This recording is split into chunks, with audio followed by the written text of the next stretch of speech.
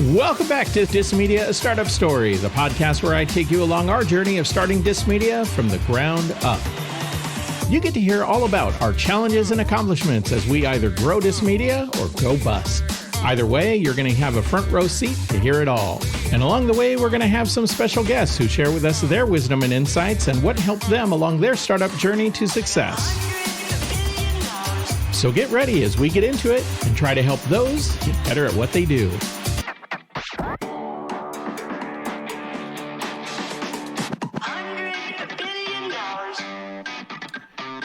Welcome back, everybody, to Dis Media, a startup story, the podcast where we take you behind the scenes of starting Dis Media from the ground up. And, you know, we've been having a party lately with a lot of special guests, but I have to say the guest I have today, no disrespect to the others that I've had so far, but this is one that I've been very excited about because the history, the background, the knowledge, some things selfishly that I hope I will learn in this episode because, let's face it, when you start doing something like this, and I think sometimes it's the fear that a lot of people have, like, I don't want to put stuff out there. I'm afraid what people are going to say. Are they going to judge me? Are they going to make fun of me? Yeah, but who cares? Like, do it because you love it. And that's why we're doing it. So today we are joined by Cliff Ravenscraft, and Cliff is a veteran in this podcast medium. He started his own podcast network way back in 2005, has coached and mentored many a person on this journey of making a show better. Cliff is going to tell us whether we are redeemable as a show or not. I didn't tell him that ahead of time, but maybe he will.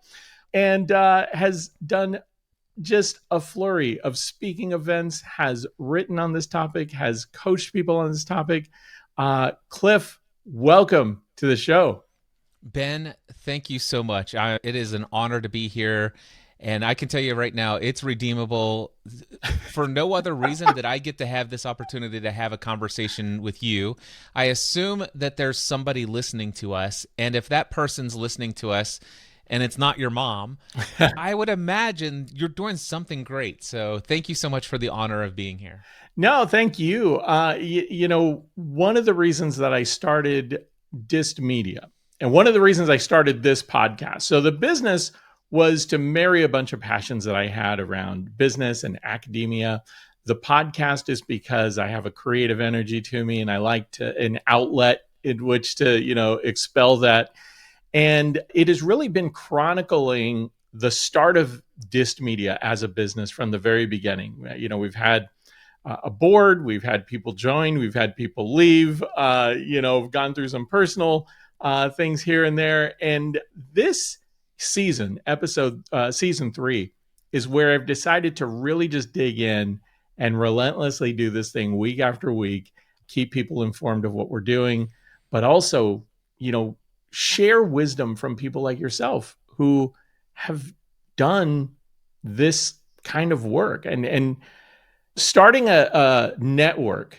I mean, let alone a show. Like, a show is hard enough. A network back in 2005 when people were just barely coming off of talk radio, if you liked listening things, or audiobooks, if you liked listening to stuff in your car. Help me understand that journey. What prompted you to get into this medium and go at it by starting a network? Sure. It's a fun story. So I was introduced to podcasting right after it was invented by Dave Weiner and Adam Curry. I read about it in a blog post by Leo Laporte, somebody I used to watch on a tech network. Yeah, Tech TV. Love Leo Laporte. As soon as he launched his podcast, I'm like, oh my gosh, this sounds amazing. Obviously, I subscribed to him. I found out about Adam Curry's podcast and then a bunch of other podcasts. And I'm like, this is the only kind of content I ever want to consume. I get to choose topics that I'm interested in, and I can listen to it on demand. I can stop at any point and pick up where I left off. This is fascinating. Also, no gatekeepers. I loved the fact that anyone could launch a podcast. And I loved the people that I was finding, these non-professional, non-corporate people who are out there talking about topics that I love. And my wife and I were watching a television show called Lost. She had introduced me to it. And it became very clear that there's a lot more to the show than what in the episodes. There were hidden clues. Yeah. And I was blown away to learn that there was already a number of podcasts, and multiple, there were 5 or 6 at the time, devoted to the TV show Lost. 6 different people had launched a podcast and either had a co-host and or a panel of other people on each of those shows. And as a result of it, they did all of this research, and I got to benefit from all of the hidden clues and all of the theories and Easter eggs, everything about the show. And when it came time to go talk to anybody in my personal life about the television show, I said, "Did you see this? Did you see this?" They're like, "No." I'm like, how did you learn all that? That's exactly it. How did you learn all of that? So it made you the hero of the water cooler. So I was subscribed to all of these podcasts and all of the Lost podcasts, plus a handful of other shows that I found around other passions that I had. And I began blogging about the TV show Lost, inspired by what I was learning on the television show, on the podcasts about the show. But I also came up with my own theories.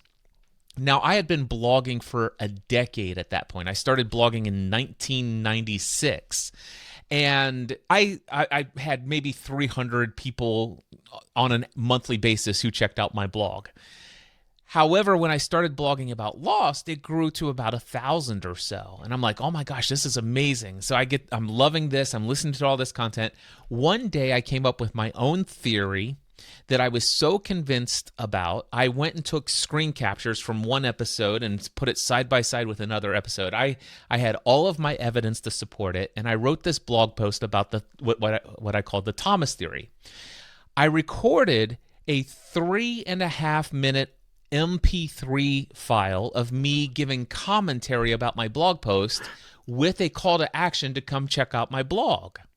And I sent that to Ryan and Jen Azawa in Hawaii. They hosted the Transmission podcast. Wow. They had tens of thousands of subscribers of all around the world, and they played my audio file that weekend. The next morning, I woke up and pulled up my blog, and it said, "Account suspended, bandwidth exceeded, contact billing department." So I'm like, what's going on? And so they said, you actually have over 1 million hits on your thing. You owe us, and it was an exorbitantly large amount of money for bandwidth for all these images that got processed and sent out to all these people. And I'm like, what the heck happened? What happened was that somebody from Entertainment Weekly listened to that podcast episode and wrote an article on EW.com talking about my theory and linked to my blog. Wow. That's, first of all, congratulations, because I can tell you, doing what we've been doing for a little over 2.5 years, you wait for somebody to like pick it up and get a good backlink. Yep, that's exactly right. And so this all just happened. And by the way, all of this is just a hobby. I'm playing around for fun. I'm not looking to build a business. I had an incredibly successful career as an insurance agent at the time. So I get all that solved. My blog's back up and running. And I start getting all of these people who are emailing me, leaving me comments. "Cliff, I heard your audio feedback, your voice, the way that you communicated that, the way you put all this together. You need your own podcast." And I got to say that I was a lot more driven by ego and pride back in the day than I am today. And it didn't take a lot to stoke that. And so I'm like, sure, I'll create a podcast. Now, the interesting thing is that when I launched my own podcast, I'm like, okay, I'm gonna start a podcast. But I didn't think that I could bring the same level of insight and depth that all these other shows. Really, I'm benefiting from their hard work. Yeah. So I'm like, I don't know if anybody really wants to hear about me talk about Lost. Maybe occasionally, but not every week. And then I thought, what other passions do I have? I love technology, But again, I'm like, I'm on the fringe of what I know, and what I know, I listen to all the people, and I'm borrowing from all of their stuff. And so I came up with this idea of creating a podcast called Generally Speaking. And the idea is that my podcast is generally speaking. I'm going to generally speak about different topics. And I know that not everyone is going to be interested in everything I'm interested in talking about. So each episode will be a subject. So Lost, and then I'll put the title Lost in the title, or the phrase Lost in the title, and then a title episode, or an episode title. And so if you don't want to hear my technology podcast, if you see technology as the keyword in the title of the episode, just delete that episode. I went through it, explained all of this, and then I started talking about Lost in that first episode after I introduced the concept of Generally Speaking with Cliff Ravenscraft. I sent that out, had about 500 subscribers, and as a result, downloads within the first 24 hours. And that's because of what happened as a result of Entertainment Weekly. And I put it on my blog. Then what happened was people emailed me and said, Cliff, wow, just listen to your podcast. By the way, have no interest in hearing about you talk about technology. Have no interest in hearing you talk about faith. If you did an episode only talking about Lost, I am subscribing to this podcast. And if it were just one person, that'd be one thing, but multiple people said that. And I'm like, okay. So I went to my wife and I said, do you want to co-host this show with me? You're the one who introduced me to the show, Lost. Let's you and I just have a conversation about this show. And she said, sure. This sounds like one of your crazy ideas you'll be into for 6 weeks and then it'll be done. Yeah, that's fine. Turned out to be 6 years, by the way. The second episode, I said, hello, everyone, and welcome to the Generally Speaking podcast, or the weekly Lost edition of the Generally Speaking podcast network. Because I knew I was going to create another show about technology. I knew I was going to create another show about faith. I knew I was going to create another show about all of these other topics. And every podcast would be a specific niche topic. And it would either be a solo hosted show by myself and or some other subject matter expert guest that I would have to co-host, or a panel or an interview. So that's what happened is I started with the TV show Lost. But after the second episode went live, the guys who had all of those other podcasts about the TV show Lost, they had created a single Blogger account when Google purchased Blogger. And they consolidated. Everybody had their own Lost podcast subscriber base and their own Lost podcast feed, but they all shared a Blogger account called the Lost Podcast Network. And they said, hey, Cliff and Stephanie, we'd like to invite you to syndicate your show into the network as well if you desire. Nice. We don't own anything. It's just that we all benefit from this larger audience. Yeah. And I'm like, sure. So the third episode went live, and combined between our own individual feed and the Lost Podcast Network feed, our third episode was downloaded by 27,000 people around the world. Wow. Okay, there's a lot there to unpack. So for those who are not familiar, because I've been podcasting off and on for probably about 10 years now. And when I first started, you had to have somebody who would host your file, and you had to pay something for that. Now there are a lot of tools. Everybody just wants you because they know that there's a monetization scheme on the back end for, a lot of these folks that do it. So there's more openly available tools. It's easier to do today than it used to be. But I mean, back then, just recording audio into a computer that would run fast enough to pull in all the tracks and keep everything, fine. And then compressing it, editing it, compressing it, downloading it, uploading it. It was a chore. And you're doing this for how many shows? Well, that was our first show. And by the way, I started 20 years ago. Yeah, exactly. That's so what I'm saying. there were no tools. There was no podcasts hosting companies out there. No. No, some of us were either paying incredibly large bandwidth bills with our media hosting provider, or we would upload to archive.org, which would be ridiculously slow download speeds. But we got free hosting that way. Right. Eventually, there were other solutions that came about, and eventually Libsyn was one of the first podcast media hosting services, and then it was a flat fee, and I'm like, oh, thank goodness. And the way that we used that service, part of what I'm getting at here, though, is that you have to really love this, because number one, like at that stage of what you're doing it, I can't imagine that there's a big revenue stream. Like there's not initially. Right. I would love to get to that part of the story, but yeah, let me tell you, this is hours and hours. We're talking. You gotta love it. Just one show was between 5 to 10 hours a week. Oh my gosh. I was hand coding my RSS feed with a text editor. Okay. And uploading and replacing via FTP the original RSS feed every time there was a new episode. It was ridiculous. But to your point, then I added other shows. People started listening to the Weekly Lost podcast, and we were talking about episodes like Tabula Rasa, starting over with a clean slate. And my wife and I would talk about different stories of how that resonates with us. And there was an episode called All Good Cowboys Have Daddy Issues. And Stephanie shared her story with her dad, and I shared some stories about my dad. We started getting hundreds of emails every week, people asking us very personal questions related to what was going on in that episode. We didn't want to respond in that podcast because it was devoted to Lost. Initially, I started replying to everyone, but I'm like, man, the same questions are coming in. I began asking people, can I read your email in a podcast and respond to it so that I can send you a link?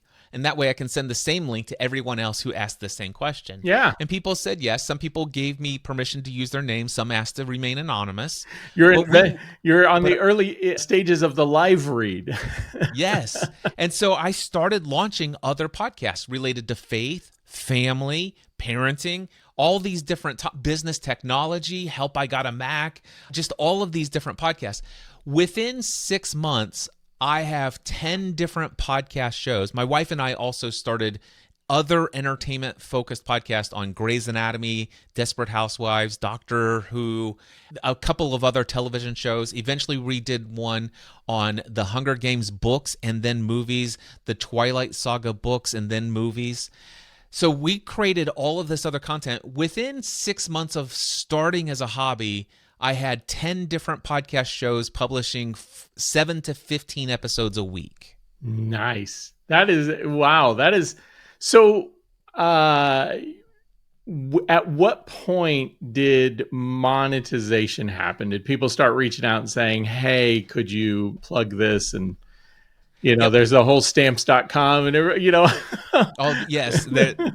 So before stamps.com, there were, especially for us as an entertainment podcast network, we actually had DirecTV, Time Warner Cable. Oh, nice. Oh, because you're doing entertainment-based stuff, so why not? Exactly. And they were paying very high CPMs at the time. They're like, listen, as long as you mention us, put the link in the show notes, we'll keep cutting you checks. Nice. And so that started rolling in. Then there was a service at the time called TalkShoe. And TalkShoe allowed people to dial in by telephone, and we hosted and streamed our show live and took in live call-ins. And this company was a startup, and they had lots of VC funds. And their model was, hey, host all of your media files with us, host all of your shows here, and when you do them live, do them on our platform.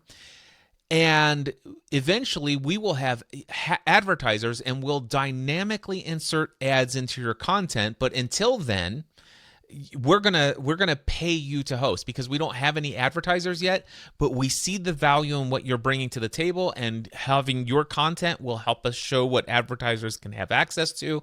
And so I won't say how much money, but it was a significant amount that I was making monthly from this particular service saying, listen, we're going to continue to pay you and give you free hosting and all of this other stuff. And I'm like, this is amazing. Yeah. So Well, though, at this point, have you broken away from insurance, or are you still not juggling yet. both So things? so let's just say 1 year into this, I began to start seeing the writing on the wall, if you will.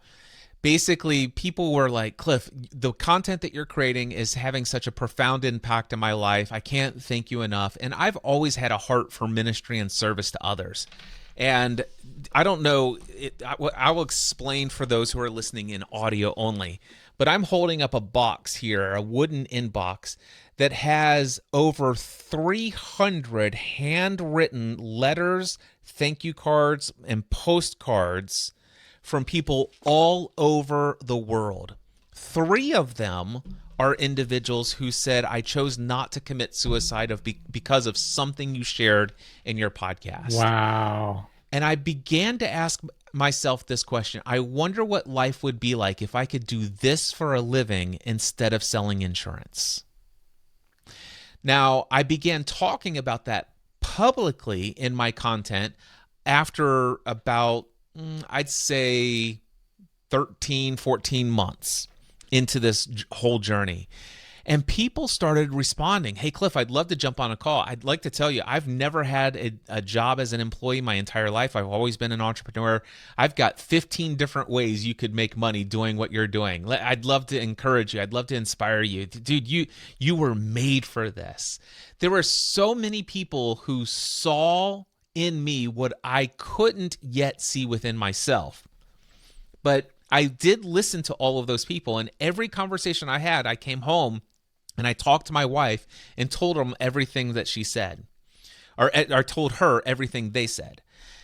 And after 18 months, oh, by the way, one other thing that I want to tell you, the number one email that I ever received from everyone was, how on earth do you produce so much content? How can you possibly produce 15 episodes a week doing this part-time outside of your day job? And so many of them like, Cliff, you've got to show me your process. And so I would just jump on for free. I'm like thrilled somebody wants to talk about podcasting with me. Wow, because nobody in my hometown gives a rip about what I've got going on, and they just want to talk about sports, and I'm just not interested in that. So this is amazing. Yeah, let me tell you. And I'm like, oh, this is awesome.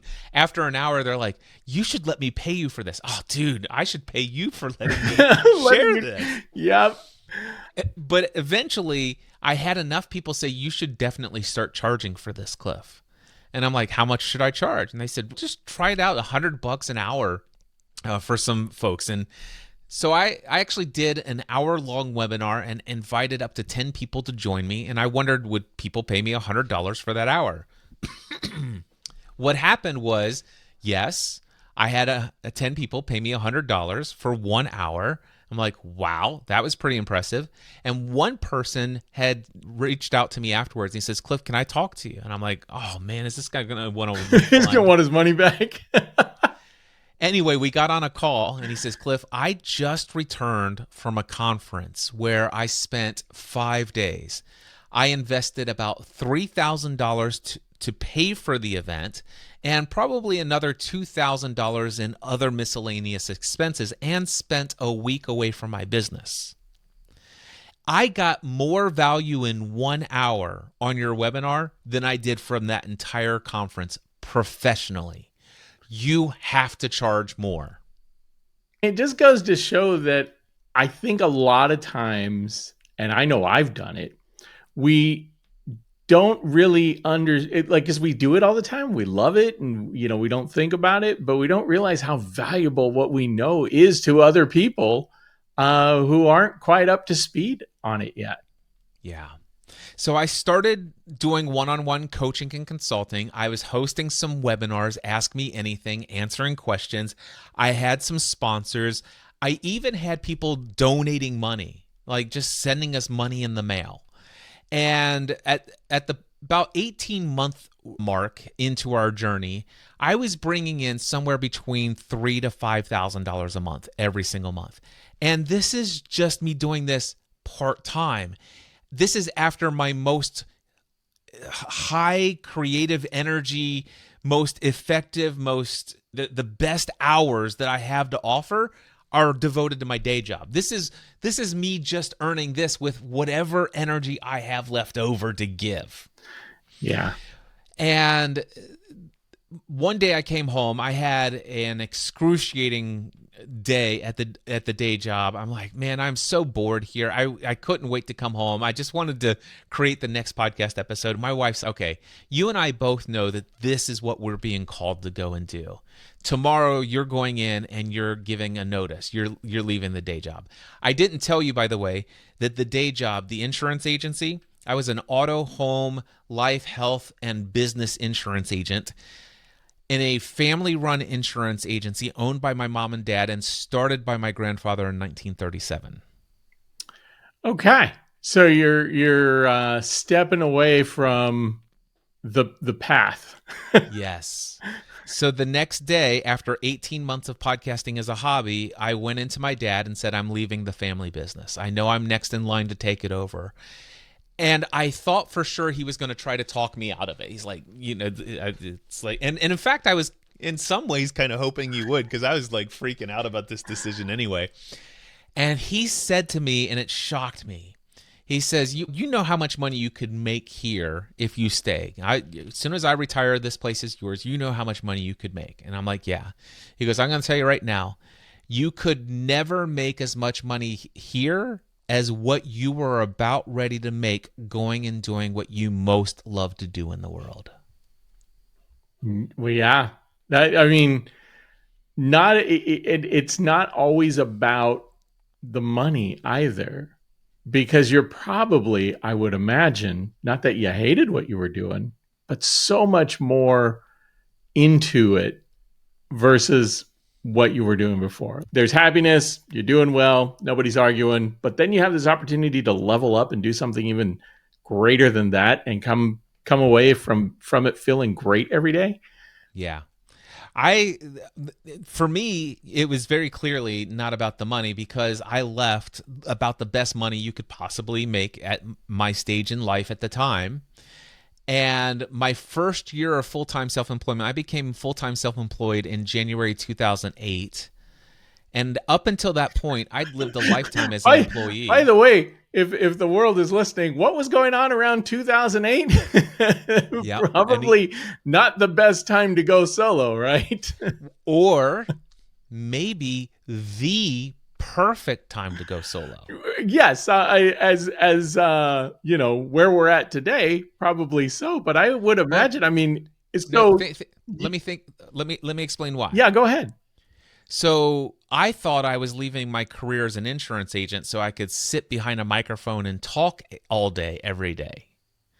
But what I recognized is, wow, there's even more people who are willing to pay me to teach them everything they need to know to successfully launch a great sounding audio podcast, because millions of people around the world have been laid off. They are experts in their field, and they want to become a thought leader and create their own self-employed lifestyle. And they need to build a platform, and podcasting was the one avenue among everything else that had the best to offer for building your personal brand. That is so well said. And to think that you had that opportunity, I'm going to say twice, because not too long after that, we all remember COVID. And this is exactly what happened again, is that everybody once again decided that, hey, I'm home. I got a bunch of time. I got a phone that does amazing things now. I'm going to start a YouTube channel, or I'm going to start podcasting. And it has really turned into a thing. Yeah. But going back to the money thing, though, my first year of full-time self-employment, from January 1st, 2008 to December 31st, 2008, My total net personal income after taxes and business expenses, my take home pay after taxes for the year was only $11,000. I did not pay myself a single paycheck for the first 9 months, and I just barely eked out enough money to pay myself a paycheck. But it had more to do with my mindset around money and charging people money for things that I love to do. You see, I felt like I should be paying people money for me to get to do what I love. And I had these beliefs like nobody gets paid to do their hobby. And the harder something is, the more valuable what you do is. And nothing I'm doing is hard. It's all easy. I could do it in my sleep. And in fact, sometimes I do it in my sleep. But I worked for the first 9 months, 7 days a week, 12 to 14 hours a day without a single day off for 9 months and no pay personally. And again, at the end of the first year, I only made $11,000 net income. And that's just because I did not have the mindset of a business owner. I had the mindset of a guy who spent his entire lifetime up until that point as an employee.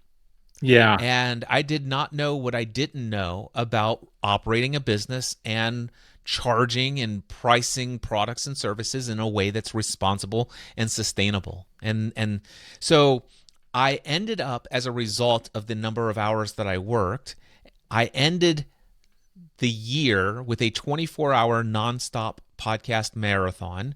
I produced 24 one-hour podcast episodes in 24 hours, publishing them as I was recording the next episode.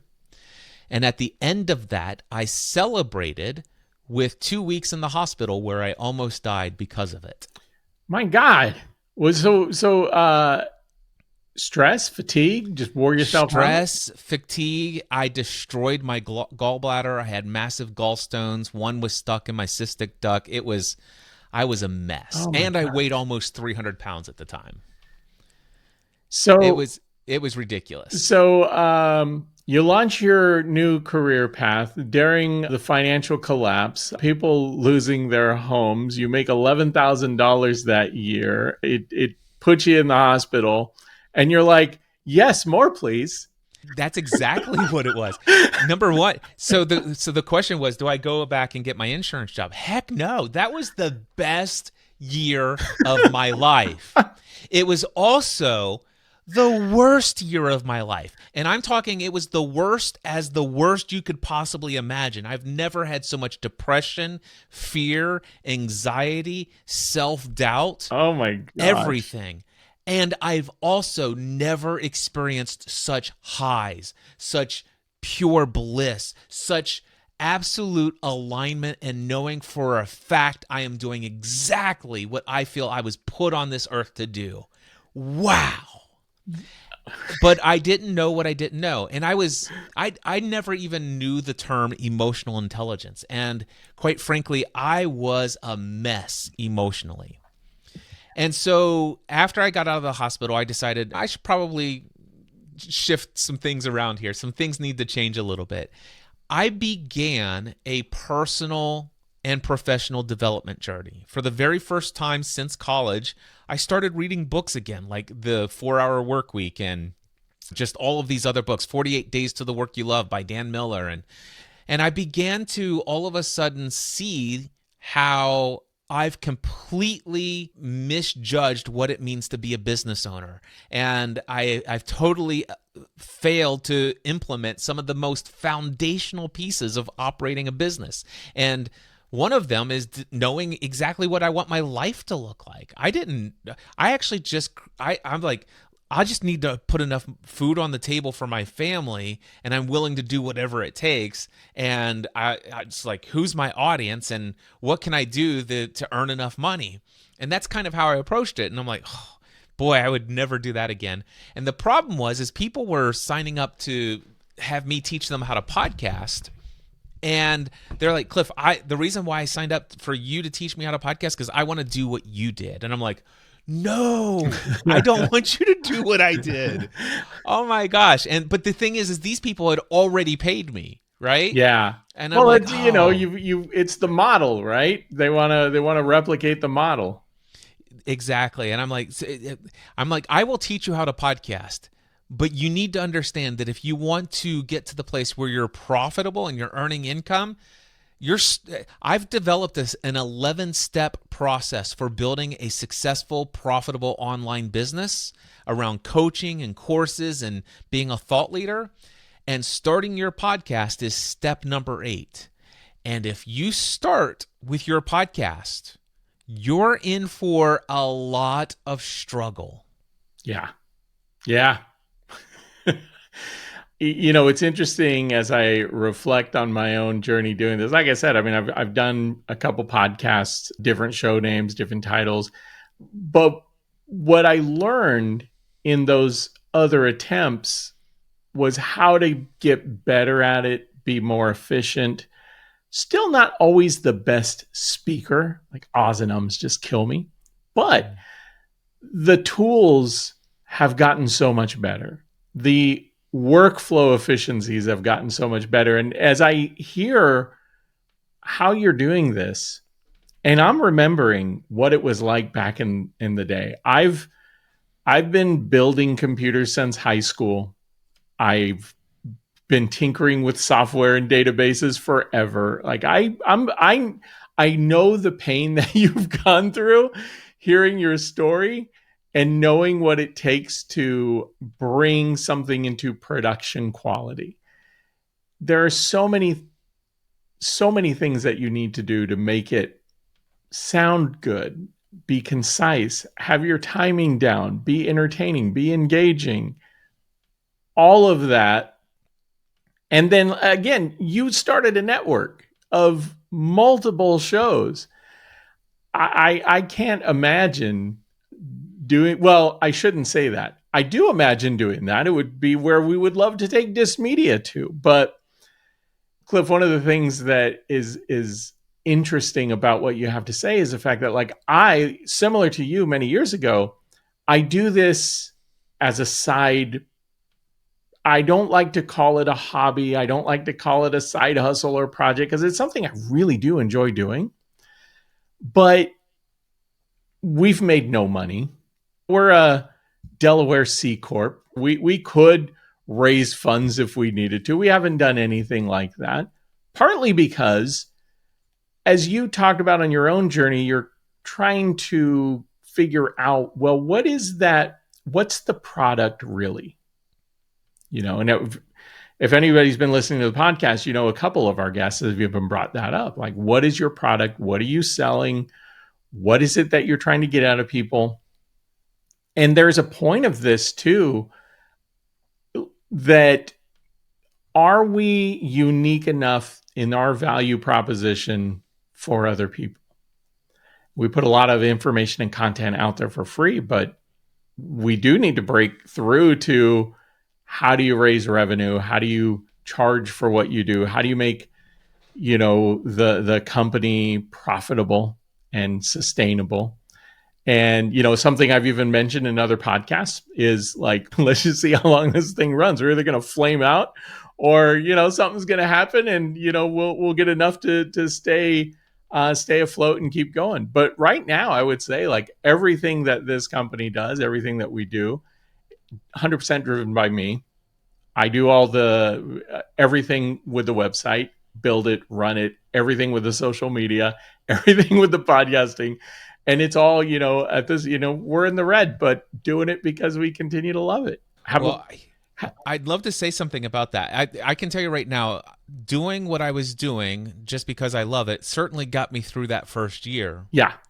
But I would not be in business today if I stayed on that path. I would not imagine. So eventually I figured out some things. By the way, eventually I shut down my podcast network and all of my shows that were the big money makers from the sponsors and all of the donations that were coming in from large audiences. Because ultimately I found out I found a product to market fit. The biggest thing for me at the time was, wow, I could benefit the most number of people and add value to their lives in a way that in exchange they would each give me $2,000 a piece to teach them how to launch a podcast within a 4-week course called Podcasting A to Z. And I would do 20 students at a time for 4 weeks. That's $2,000 times four. I'm sorry, $2,000 times 20 students. So that was $40,000 in a single month. And I would do that every other month. And I'm like, wow, this is amazing. Yeah. And so, but to be able to do that in the off months to market and fill the next course, I needed to stop all this other free content that was I was reaching hundreds upon hundreds upon hundreds of thousands of people and making $28,000 a year from that. Whereas I was reaching about 10,000 people and making $300,000 to $500,000 a year as a podcast consultant and coach. I'm like, okay, I love all of that. And what I'd love to do is I'd love to continue to do bits and pieces of that for free and still do it for fun, but I'm going to earn my money over here first. And so I began to take a bit of a unique approach, a money first approach. How much money must I earn every single month in my business? And then I said to myself, I won't do any of this other stuff unless I first have taken care of my financial responsibilities and my financial commitment. And so I'm like, this business must generate $20,000 minimum every month, or else I don't do any of the other stuff for fun. That And makes so sense. I began that product. And then all of a sudden I'm like, okay, that's where I discovered, okay, I need to figure out a formula for my target audience. It became very clear. I need to reach people with money who have a problem that has lots of pains associated with that problem. They have to be aware that they have that problem. And by the way, that person, the person with money, the person with the problem, has to be willing to pay to have that problem solved. I have to be able to solve the problem. And number 5, if I want to succeed long term, I have to enjoy doing it. And for me, that was teaching people how to podcast. And so I went all in on that. And eventually I got to the place where I was making somewhere between as little as $300,000 a year. And 1 year I made $750,000 in one 12-month period of time teaching people how to podcast. Over the course of a decade, I've trained more than 40,000 people in launching a podcast. So it has been an incredible journey. And what I've done since, back in 2017, I decided to leave teaching people how to podcast because most of the people who wanted to learn how to podcast wanted to also leave their day job and have a profitable business that allows them to do work that they love and have more time freedom to spend time with their family and to go out on vacations and be location independent. The only problem is they were starting with the podcast. And it's no, you don't start with the podcast, build a large audience, and then try to find a way to make money from it. Instead, decide first what your dream life looks like. Where do you want to go? How many hours do you want to work? Then once you have that, determine how much money you must generate with your business to earn that much money.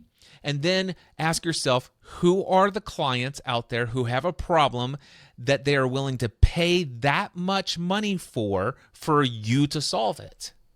And then do that math, go do that thing. And if you could overcome your limiting beliefs about how much money you charge, and by the way, I can point you to a few different resources that will eliminate your limiting beliefs about money, and then you charge way more than you ever have been comfortable with before, now all of a sudden, I can actually earn at least $240,000 a year working only 10 hours a week. And so I'm like, wow, now I can actually take care of my minimum of this. I can earn a lot more if I want to, but I only need to work 10 hours a week to earn $240,000 a year minimum. And that leaves me my other 30 hours to do whatever I want. And now I can actually create content, which is why I now have, I'm back to producing lots of free content for the world, but not expecting any of those people to pay me anything. Wow, I love that. So, Cliff, let me ask you this. I'm gonna share with you a little bit of my inspiration, what I'm driving at, why I'm doing all this stuff. Because similar to what you just explained there, I most of what I do is free, right? This Mm-hmm. podcast free, the Daily Pitch website free, business information and insights. Have a learning platform that we are working on. That's going to be nominal charges, but really, one of the things that I have recognized is that there are people in my age, Gen X, right? There are people in my age bracket and even older who are coming off of decades in careers and looking to do something new. There's a big Yep. there's a big wealth shift going on where boomers and older are leaving their estates to their children, and that's giving people more wiggle room to make different decisions about their careers. And what I find is that I see a lot of people oftentimes on LinkedIn, they go out, they want to start consulting, they want to start, doing something independently. And the problem they have is they have no platform. They've spent their life in a career. They don't have a social media following. The people that they know are all LinkedIn people. And what I'm trying to do is give a platform and a voice to people like that, where you can be a contributor on the Daily Pitch. You can get recognized there. You can come on this podcast. We can talk about your profession, what you do. I have multiple social media channels that I pump content out through all the time, and the audience continues to grow. And what I'm trying to do is build a place for people to plug into that. While at the same time, for people looking for all this wisdom, information, insight, and business news and stories like what you have, allowing people to learn from that, get there faster, help people improve their skill set, all while building an audience for that. That is at the core of the ecosystem that we are building here. And my approach thus far has really been, well, let's do this by building an audience. And part of the experiment when we started this podcast was, let's start a business with no followers, with no social media, with nobody knows who we are. Let's just go out there and see how tough it is to build it from nothing. And that's kind of what we've done to where we are today is built it from nothing. What do you think of that? There's a question. Is for it to be a business to generate profit, there must be an audience who has a problem that they're willing to pay to have solved, and you have to have a product or service for them to purchase your solution. Do you have that? I do not believe that I do. Okay. I think that I have recognized the problem. I don't know that I've really... The problem I heard you state is that you've got these people who are out there and they need a platform and they don't have one. And by the way, that's the same problem that I solved for people in 2008 and forward by helping them launch their platform as a podcast. And I did that by first working with them one-on-one, helping them personally come up to speed on the technology necessary, how to set it up, how to create your content, how to outline your content, how to edit your content, how to publish your content, and or help them develop a system of people that they could hire to do that for them, but still coach them through the process. Yeah. That's something that audience will pay you anywhere between $2,000 to $10,000 for. Got it. Yeah, I think that... it's interesting, over the last couple episodes that I've done this podcast, I keep coming back to what you outlined there, which is, what is the product? I love what we're doing with the website and the podcast. Like, I to me, that is the labor of love. But I think you're 100% right. I think the revenue lies in the expertise of really helping people hands-on get this education. Yeah. I mean, your platform, you're allowing me to be a guest here. Even if there's only 5 to 10 people who are listening to our voice that resonate with my voice, if those 5 to 10 people were to respond to a call to action at the end of our conversation, and one of them becomes a client, that's $15,000 in my pocket. Very good point. But it doesn't do anything for your revenue. Now, the thing is, it does a lot for reciprocity. You are expanding your professional network, Ben, by giving me this opportunity. I now know who you are, and every time somebody comes on board, it's like, where did you first hear about me? Oh, it was when you were on Dist Media with Ben. I'm like, oh wow. Every time I hear that, it reminds me, wow, I've received incredible value by Ben giving me that opportunity, and I'm always going to be on the lookout for ways for reciprocity to give back value to him. But if you don't have products or services for me to do that, or actually products or services for the clients that I'm working with to come buy from you, that you having all of this free stuff doesn't ever serve you financially. And by the way, I'm all for creating all sorts of things that are absolutely free with no desire for any financial remuneration. I do lots of that stuff, but I put my own oxygen mask on first. That was not true in 2008. That's why I almost died in the hospital. And it's why I decided I must stop churning out all of this free content on this network over here. It wasn't free content. I was making $28,000 a year, but I was making $20,000 a year with 30 to 40 you made hours more a week. when you had two jobs. Exactly. But I shut all of that free content down so that I could put my own financial oxygen mask on first.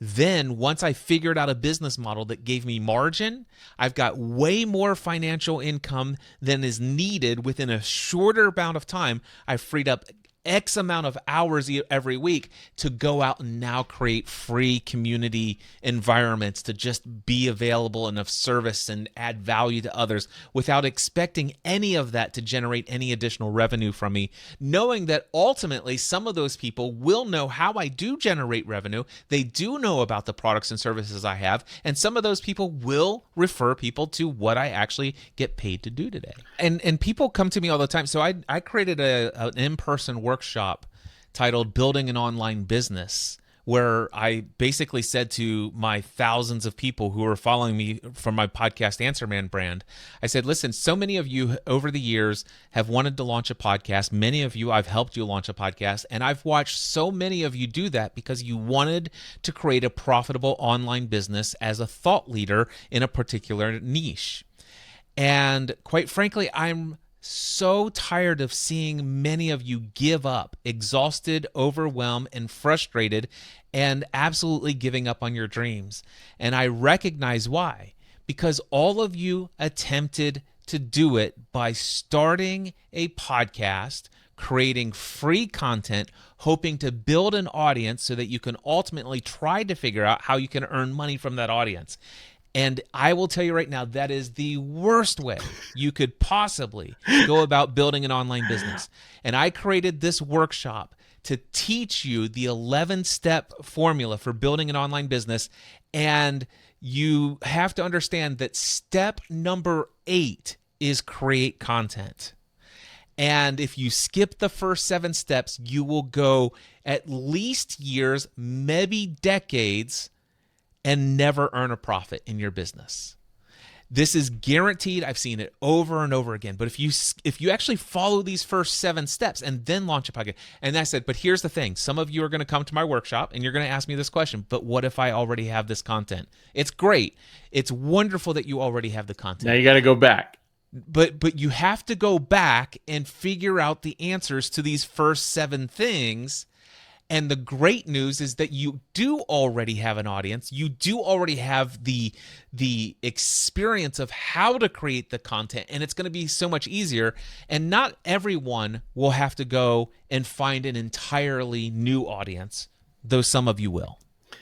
Cliff, that is such amazing advice. And by the way, guilty. And this is the benefit of doing this out in the open and letting people see your mistakes as you make them. Oh, I made them.